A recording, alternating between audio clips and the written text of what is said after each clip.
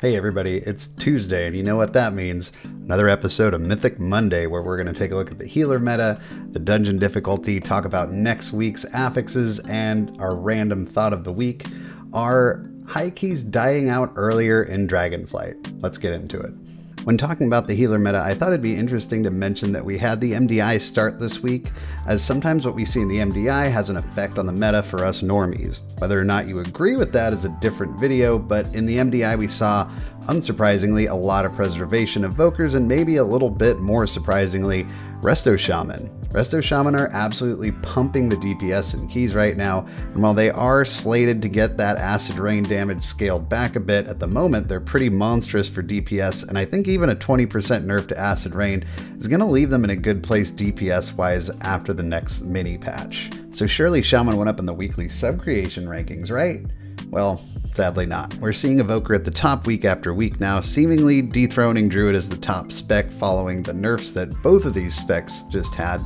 But these two specs remain 2 full tiers ahead of every other healer. There was a point in the season where I felt like the gap between these two specs and all the other healers was absolutely massive, but I actually think it's closed quite a bit since 10.0.5. I think the reason we don't really see this gap closed on sub-creation has mostly to do with the fact that it's late in the season.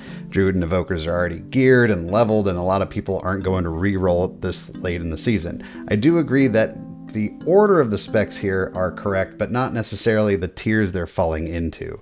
I think the gap between S and B has closed significantly since early in the season. We're not going to spend any more time beating up on Mistweaver. It is what it is at this point, and we'll see if upcoming buffs can boost it up after 10.0.7. Anyway, if you want my personal tier list, check the description for the video I put out last week.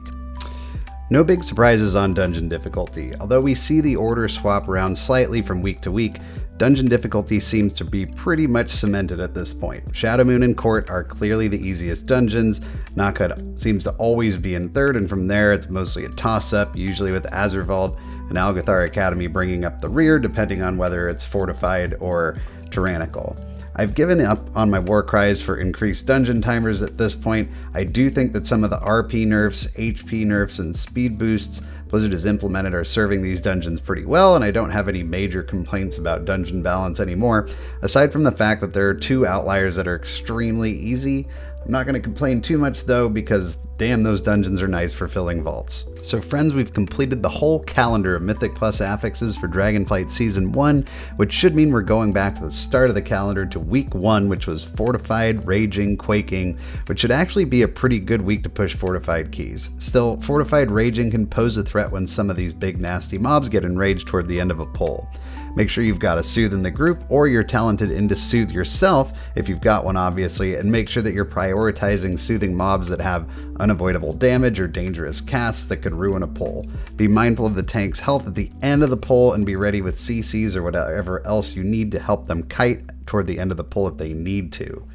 As for Quaking, make sure you've got a weak ore or something to track it, and be mindful of Thundering and Quaking overlaps. It seems that Blizzard has mostly eliminated Quaking overlapping with stacking boss mechanics, thankfully. My Quaking weak ore is linked in the description for your use if you need one. Finally, the random thought of the week. I'm getting the sense that pushing keys beyond 20 is something people are losing interest in more quickly this season than in the past.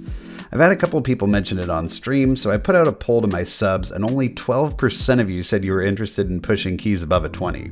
Personally, I'm used to going into the 25 range in past seasons, but this season I haven't really felt compelled to push rating that hard. And I've got some theories as to why people are feeling this way. First of all, both dungeon scaling and the content itself is harder than what we've seen in the past. People have gotten maybe burnt out just getting into the 20 range and don't feel like it's worth it to push any further. Another possibility, people who used to just go for 15s to get gear have now been forced into doing 20s to fill their vaults, and that could be lowering the overall average of pug quality that you see in groups. People that normally aren't interested in doing 20s now forced to do it to get that higher item level. Another thought I had, maybe Dragonflight is actually pretty alt-friendly. Maybe people are more interested in starting a new tune than continuing to grind away on their main. And although this is nothing new, there's no incentive really for pushing past 20 unless you're going for the season title, which is only awarded to the top 0.1% of players. That's extremely difficult to achieve. And the gap between someone who just wants to get all their dungeon portals and someone earning their season title is massive. I think it would be cool if Blizzard found another way to reward people in this specific range. Maybe different titles for top 1%, 3%, 5%, or something. But as it stands now, if you're pushing past 20s, you're mainly just doing it to see your rating go up and push yourself as hard as you can. I think that's admirable and definitely something I've done in previous expansions, but it's also pretty understandable why people are not feeling motivated to continue into 21s and beyond. Alright, so that's going to do it for this episode of Mythic Monday. Let me know in the comment section what you guys think about the healer meta, the dungeon difficulty, next week's affixes, or my thoughts about high keys this late in the season.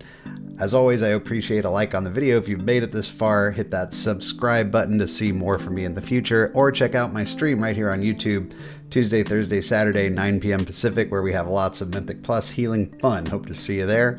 Until next time, happy healing.